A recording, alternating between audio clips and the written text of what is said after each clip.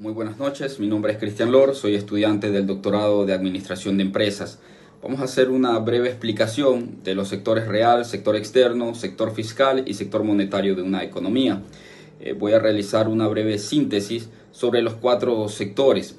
El sector real es lo que es considerado como economía tradicional de mercado, es aquella basada en la producción, distribución y comercialización de bienes y servicios. La misma que está diseñada para cubrir necesidades específicas que requieran de un bien o una acción. Algo que lo detecta en este sentido la sociedad con el objetivo de cubrir una necesidad específica encontrada en el mercado. El sector real se refiere a la producción y distribución de bienes y servicios tangibles, el cual está compuesto por las industrias manufactureras, las agrícolas, construcción y otros sectores productivos. Entre estas se agrupan en tres componentes. Las primarias, que se componen por la producción a partir de un recurso natural, por ejemplo el agrícola, la ganadería y la pesca. La secundaria, que es aquella que se transforma de materia prima en productos, por ejemplo las industrias farmacéuticas, panaderías, entre otras. Las terciarias, que se constituyen por la prestación de un servicio, por ejemplo hospitales, restaurantes, lavanderías, etc. El sector externo se refiere a todas las transacciones económicas y relaciones comerciales que tiene un país con el resto del mundo.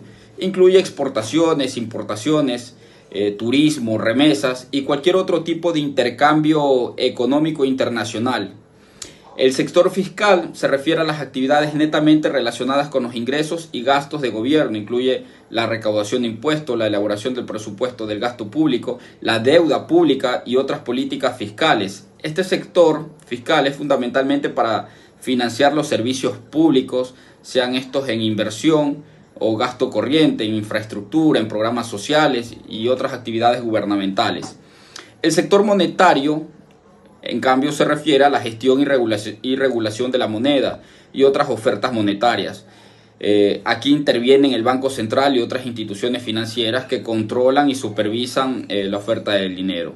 Las ofertas monetarias es una economía que incluye el sistema bancario, por ejemplo, los bancos central y otras instituciones, ¿no? Supervisan, controlan, como lo dije hace un momento, el dinero, tienen políticas públicas para el control monetario, los tipos de interés, la estabilidad del precio del sector monetario, la inflación, el crecimiento económico, la estabilidad financiera y promoción social. Dentro de este trabajo se argumenta la siguiente pregunta: ¿qué políticas de desarrollo y promoción social pueden llevar a cabo los gobiernos? Bueno, partamos que hay ciertos puntos de donde se pueden derivar algunas acciones. Por ejemplo, la redistribución del ingreso, la eliminación de la pobreza, la descentralización y participación popular, la integración nacional, el fortalecimiento de centros de crecimiento y servicios, el empleo.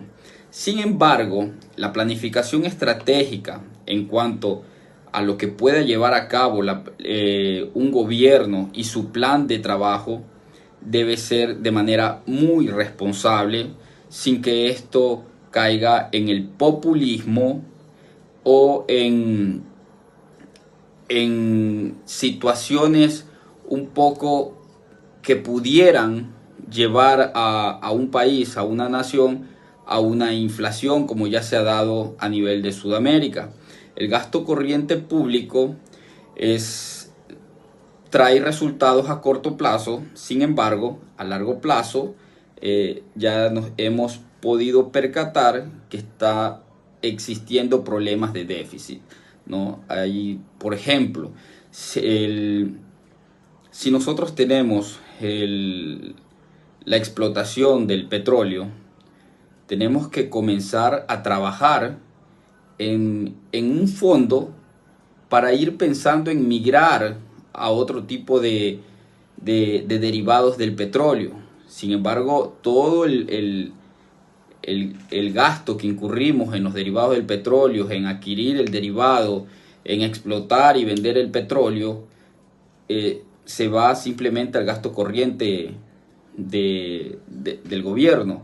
Es necesario redefinir nuevas estrategias que permitan hacer uso de este recurso de una manera más responsable. De ahí, obviamente, hay políticas públicas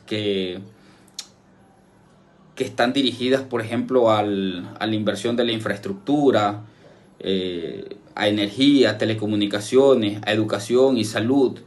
Una medida muy propositiva sería invertir en educación, ¿no? Y redirigirla a campos o ámbitos que sean propios para explotarse de acuerdo al país de origen. Por ejemplo, ahí a veces, en función de los recursos naturales del país, debería tener más profesionales que se especialicen en aquella rama. El acceso a la educación superior es importantísimo. Por ejemplo, otro caso que se dio y que fue muy preocupante en la pandemia, la seguridad agroalimentaria. Hacia allá deberían estar dirigidos ciertos programas de inversión pública, sin que caiga esto en el populismo o desaprovechar nuestros recursos. Hay que ser muy responsables en aquello. Muchísimas gracias, muy amable.